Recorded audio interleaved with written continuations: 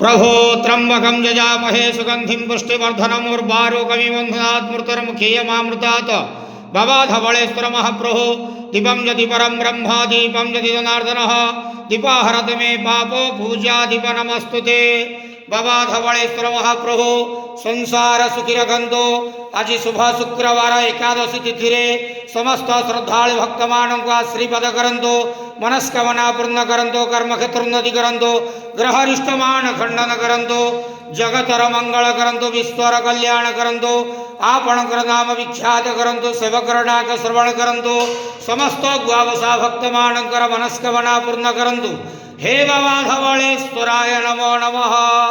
संसार सुखी रखंतु आनंद गेवार हरि बोलो।